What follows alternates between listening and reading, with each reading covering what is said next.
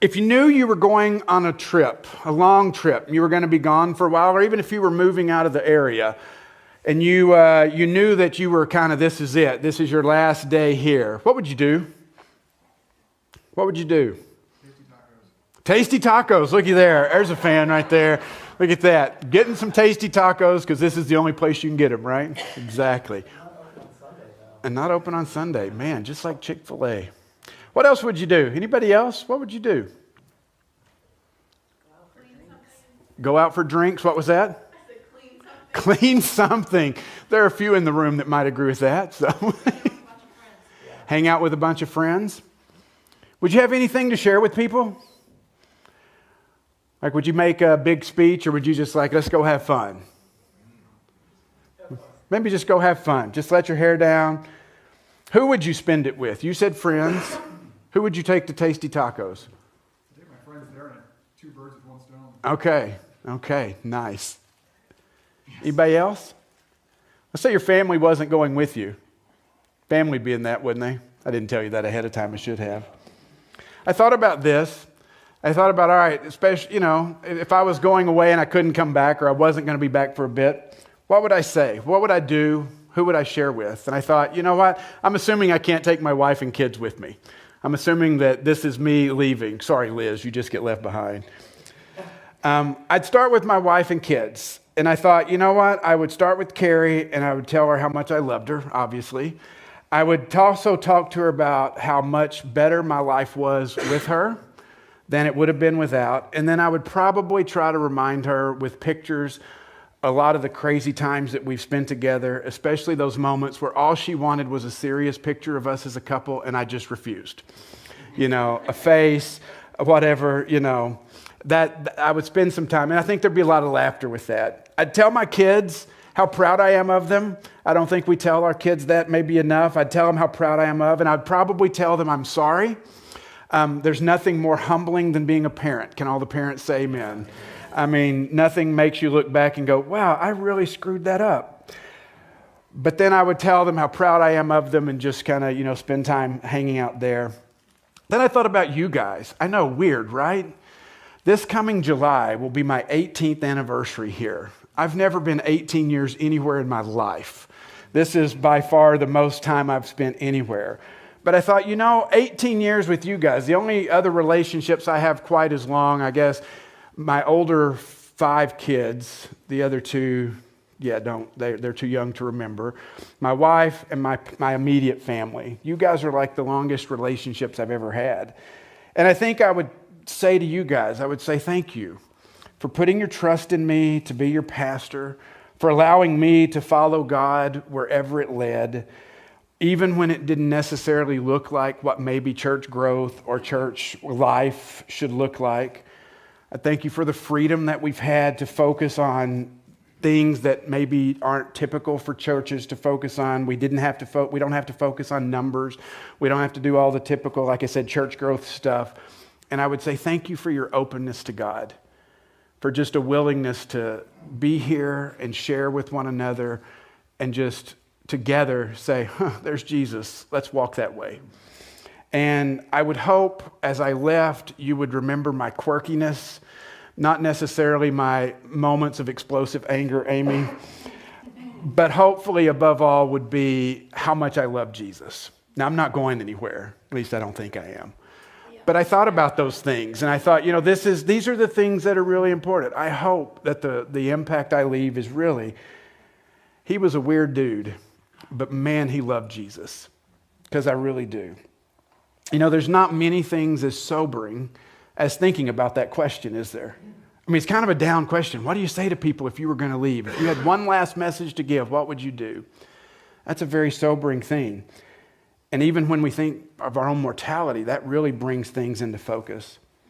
But what we do, I think, is when we think about that, we think about what's most important.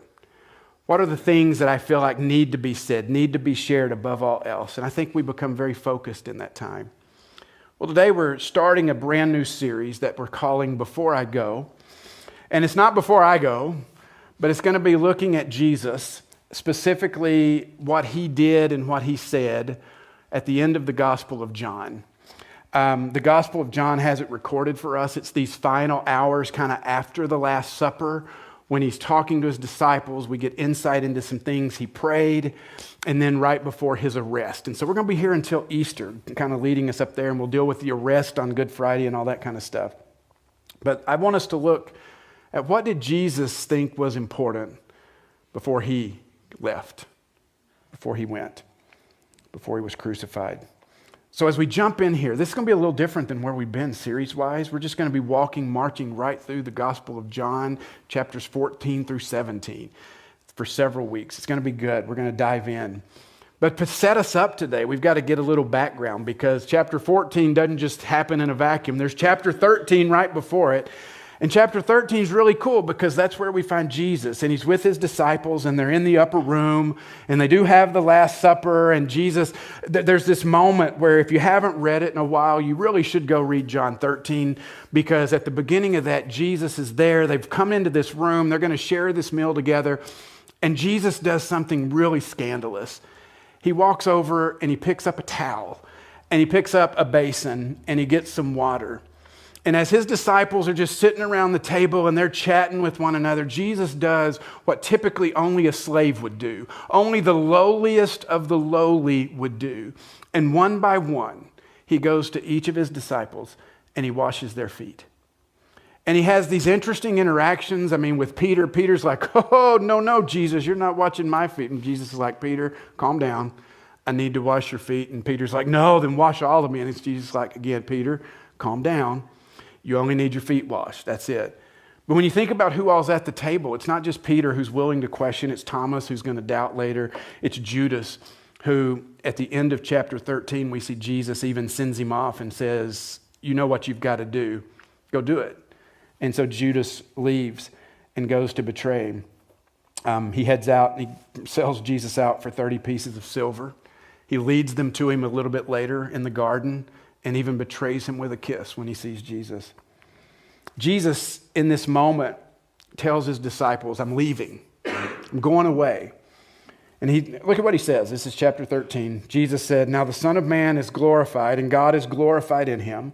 If God is glorified in him, God will glorify the Son in himself and glorify him at once. My children, I will be with you only a little longer. You will look for me, and just as I told the Jews, so I tell you now, where I'm going, you cannot come. A new command I give you, love one another. As I have loved you, so you must love one another. By this, everyone will know that you are my disciples if you love one another. Can you imagine sitting at this table, listening to Jesus, and hold on, you're leaving? What are you doing? Now, this isn't the first time Jesus has said this. If you go back and look at Jesus' interactions, he's telling them this. He's preparing them. He's setting this up, but they still don't get it. They still don't understand. And in fact, Peter, the guy who always speaks his mind, even often before thinking, he comes to Jesus and he says, Jesus, whatever you're talking about, I'm with you. I'll lay down my life for you. You're not going to do this alone. And Jesus looks at Peter and he says, will you really lay down your life for me? Very truly, I tell you, before the rooster crows, you'll disown me 3 times. Just let that sit for a moment. The seriousness of that moment.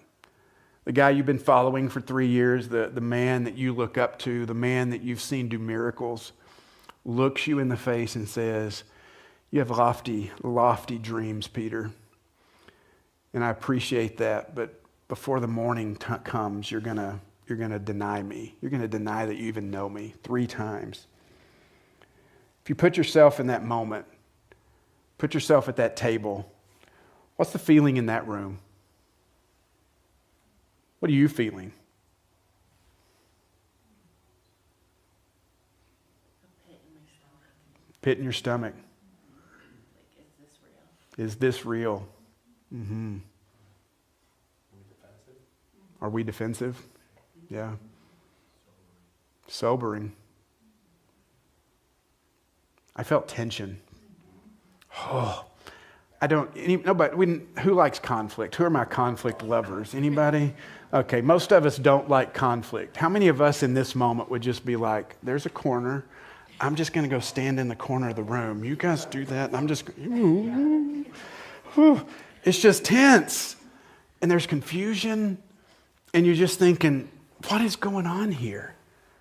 I mean, to the people, to these folks who had left everything to follow Jesus, to hear he's about to leave, this is going to be very concerning.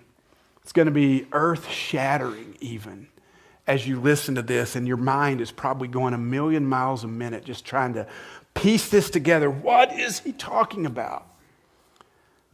Well, it doesn't get any easier, I don't think. Let's keep reading as we start in John chapter 14, where Jesus says, "Do not let your hearts be troubled." Oh, so we get an indication here that everything we just kind of looked at, that pit in your stomach, the confusion, the tension, that's real. Otherwise, why would Jesus say what he did? Do not let your hearts be troubled. You believe in God, believe also in me. My Father's house has many rooms. If it were not so, would I have told you that I'm going to prepare a place for you? And if I go and prepare a place for you, I will come back and take you to be with me, that you also may be where I am. You know the way to the place where I am going. Thomas said to him, Lord, we don't know where you are going, so how can we know the way? It's a good question, by the way. Jesus answered, I am the way and the truth and the life. No one comes to the Father except through me. If you really know me, you will know the Father as well. From now on, you do know him and you've seen him. It's kind of interesting, isn't it, that after all that's been said, he calls out Judas for the betrayal. He calls out Peter for denial. He calls out, to the disciples, hey, I'm leaving. And then in this moment, Jesus looks at them and he says, but hey, don't be troubled.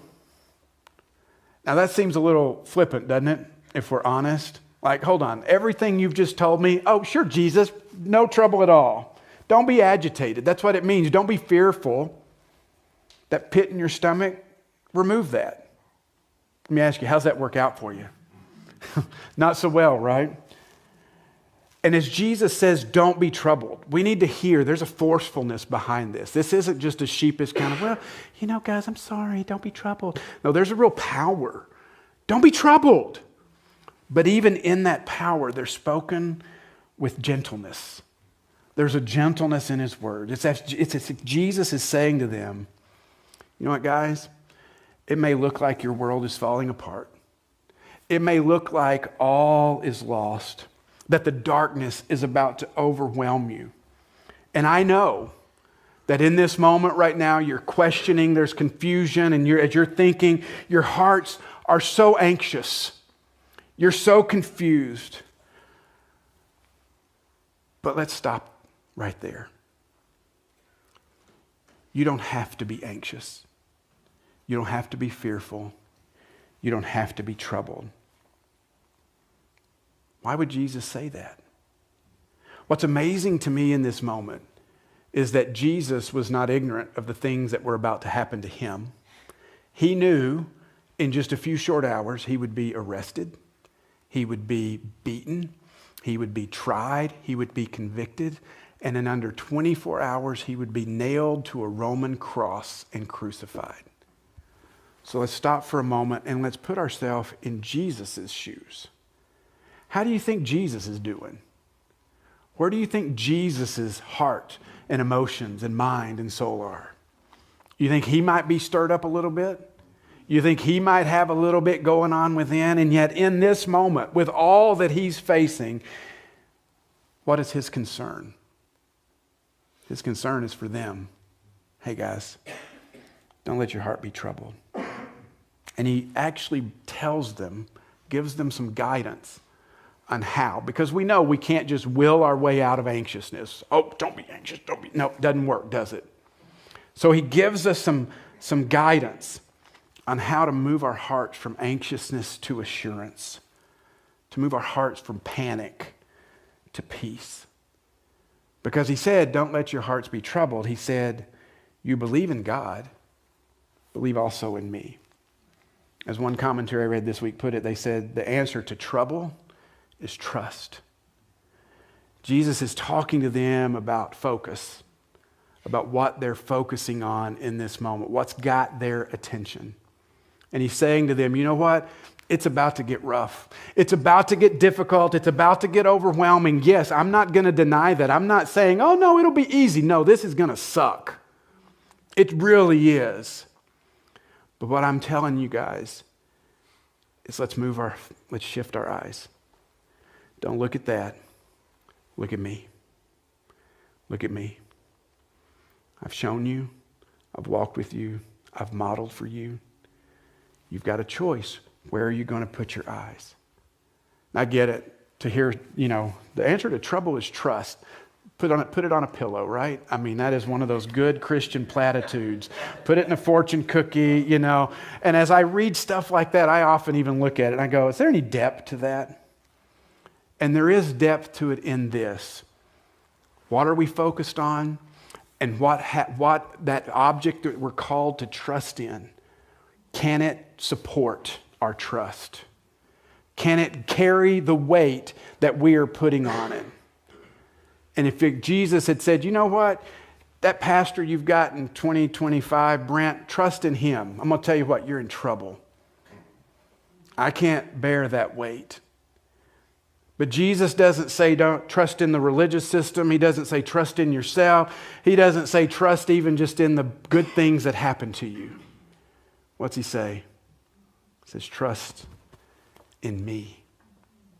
Because he is the object that is worthy, that can stand up, and he can handle our anxiousness. He can handle our panic. He can handle all these things.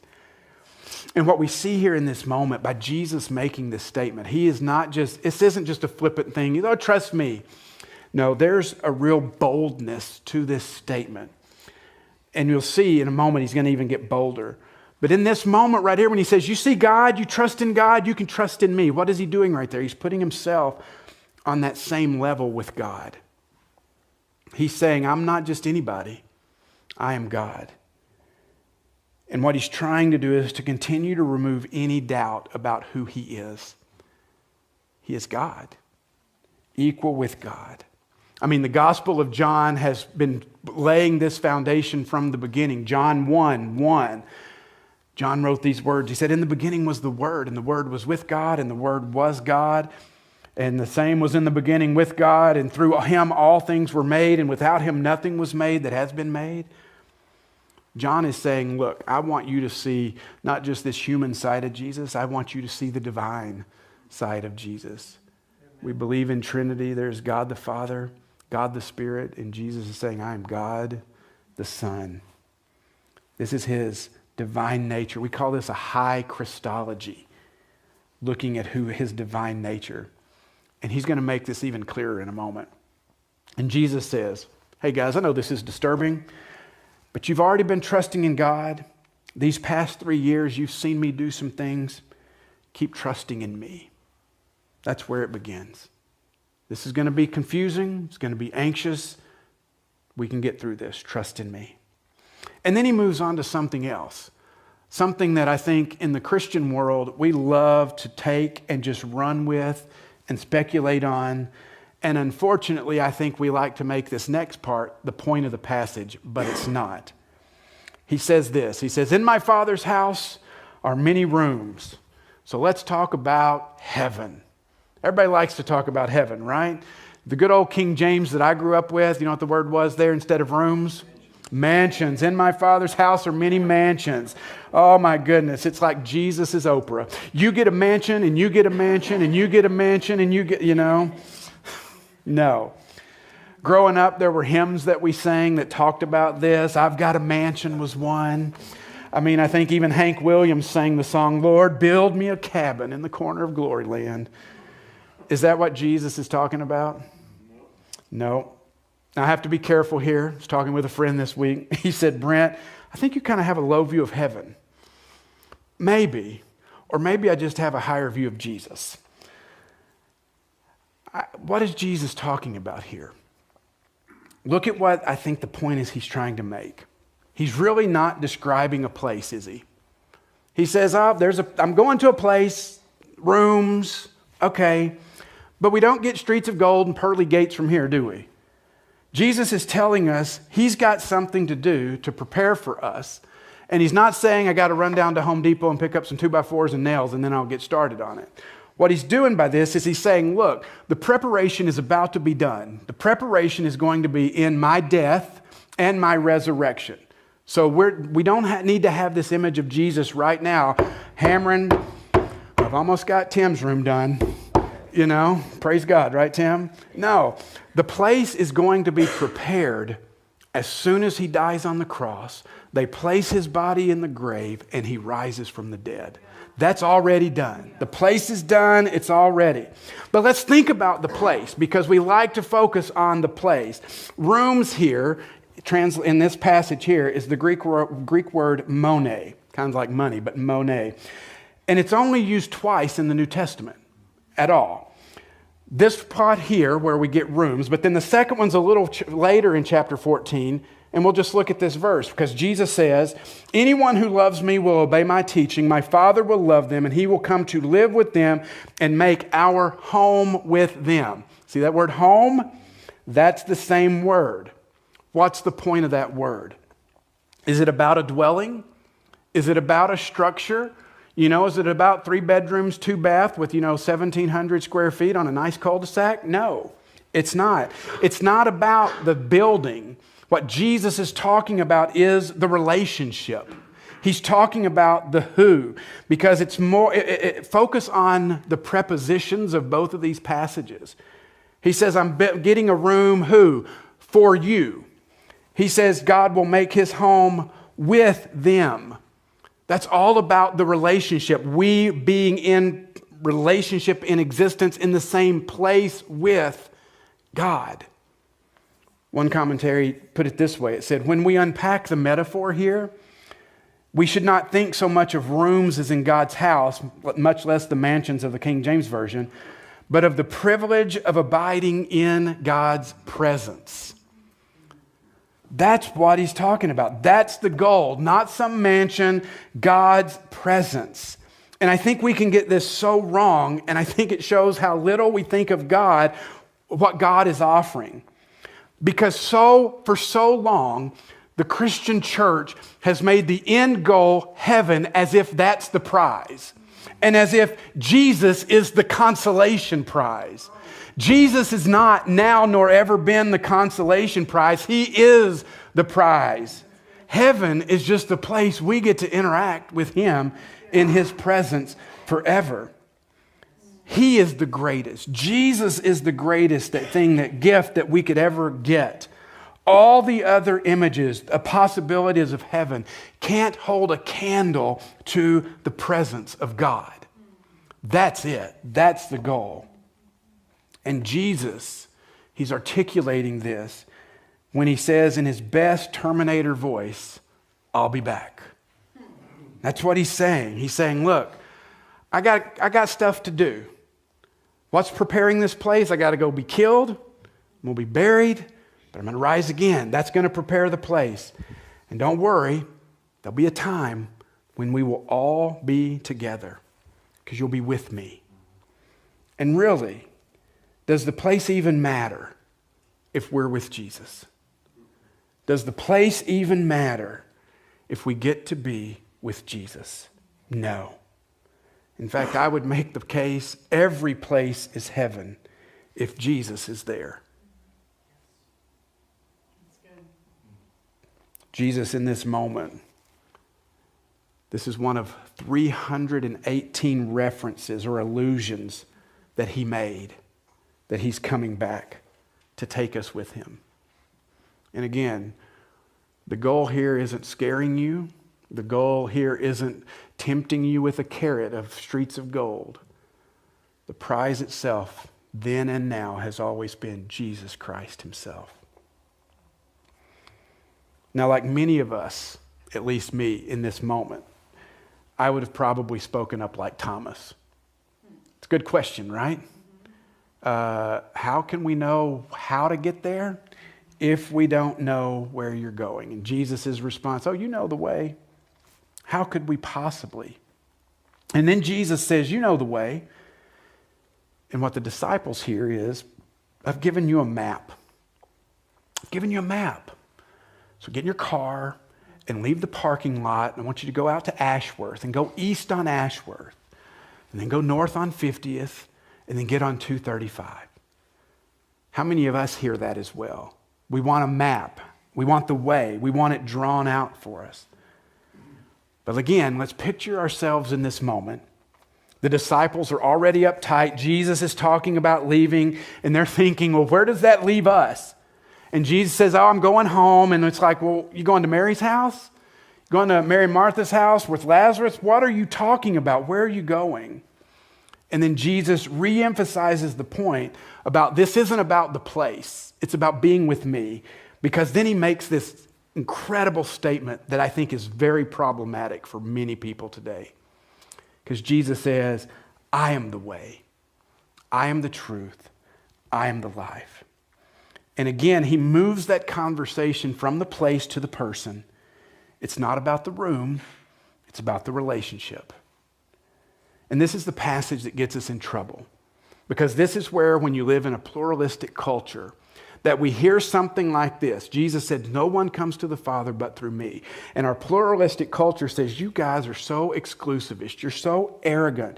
Who do you think you are? Who do you think you are to say that there's only one way to be right with God? But we have to ask the question, can there be an inclusive theology where everyone is right? Can every religion lead us to God? Can they all be true? And unfortunately, the answer is no. If everything is true, nothing is true.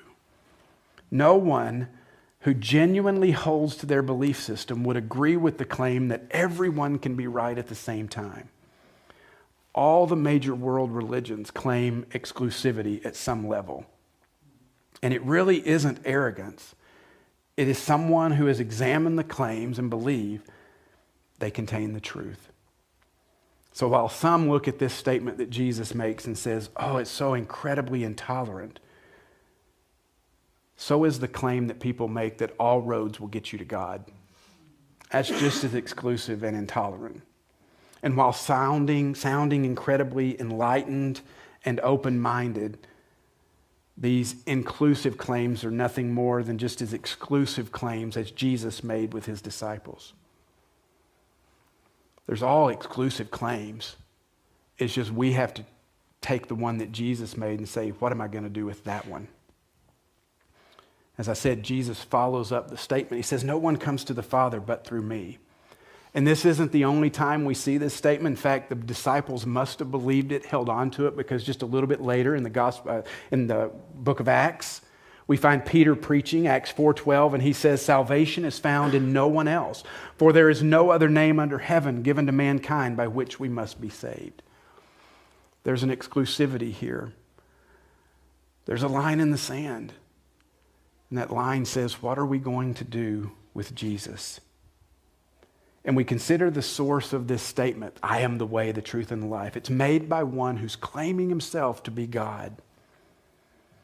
One commentary I read this week put it this way. It said, at a time when religious pluralism and syncretism are widespread, such claims are never going to be popular. Nothing less, however, is the implication of Jesus' incarnation. If in Jesus God has come among us in person to reconcile his rebellious, lost world, it follows necessarily that through him and him alone is the way to God. The exclusiveness of Christ's salvation is simply the uniqueness of his divine person. He is making claims that no one else does. And in saying he is the way, Jesus says, this future I'm telling you about can only happen through me. It doesn't even happen through the Bible. It doesn't happen through church attendance. It happens only through Jesus.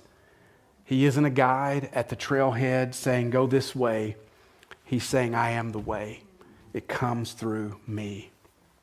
A quote I read some time ago said, Jesus is not a path we set out into the universe to go find God. Jesus is the way God has come to find us. And that's what we have to realize. And I've said it before, I'll say it again, and it's all about relationship. And that's a challenge, because it would be so much easier if this religious thing was just nothing more than a checklist. Go to church, check. Read my Bible a couple times a week, check. Pray occasionally, check. Checklists are easy. Relationships are complicated. Can I get an amen from the married people in the room? And Jesus says, you know the way because you know me. You've seen me. You've walked with me. We aren't forced to find our own way, using our own resources, our own goodness, our own knowledge. He isn't pointing the way. He is the way. He isn't teaching the truth. He is the truth. He isn't the one way. He isn't one way to life. He is the life. Our search for meaning, for purpose, our desire for more, our quest for God begins and ends with Jesus. And as N.T. Wright, I love him, he wrote this. He said, if you dethrone Jesus, you enthrone something else or someone else instead. The belief that all religions are really the same sounds nice and democratic, though the study of religions quickly shows that this isn't true. What you're really saying, if you claim that they are all the same, is that none of them are more than distant echoes, distorted images of reality. You're saying that reality, God, the divine, is remote and unknowable, and that neither Jesus, nor Buddha, nor Moses, nor Krishna gives us direct access to it. They all provide a way to the foothill of the mountain, but not the way to the summit. I want the summit with Jesus. This is powerful stuff that Jesus is saying here. And I think there's a few things we take away from this passage today. And it just begins with the same thing Jesus began with in John 14. Is your heart troubled? Are you sitting here today with kind of a troubled heart and soul? Have you asked the question, why? Why is your heart troubled? Is it because you've placed that trust, that faith in something that can't support it? Something unworthy of your trust, like the idols we've been talking about the last several weeks in the last series, success, money, even politics. Or maybe you sit here and you think, well, my heart isn't troubled. Why? Have you placed your trust in Jesus? Because I think we can just as easily be untroubled, but have our faith and our confidence in the wrong thing. Second thing I want to ask you is this: how do you see Jesus? Is he your consolation prize? Is he a necessary annoyance as you wait for that ride to heaven? If Jesus is nothing but your ticket to heaven, you might not be following the right Jesus. Look again at what Jesus is offering. Do you feel lost? Do you feel like you've tried different paths only to be left wanting again and again? Jesus is saying to you this morning, I am the way. Are you searching for meaning in life? Realizing that all the way the world tells you, it leaves you feeling empty. Jesus is saying to you, I'm the life. Are you searching after half-truths or tired of just being filled with lies? Jesus is saying to you, I am the truth. Are you ready to surrender to Jesus, to look to him and say, Jesus, you are my way. You are my truth. You are my life. There's a quote I read this week from Thomas A. Kempis in his book, The Imitation of Christ. He writes this: follow me. I am the way and the truth and the life. Without the way, there is no going. Without the truth, there is no knowing. Without the life, there is no living. I am the way which you must follow, the truth which you must believe, and the life for which you must hope. I am the unshakable way, the infallible truth, and the never-ending life.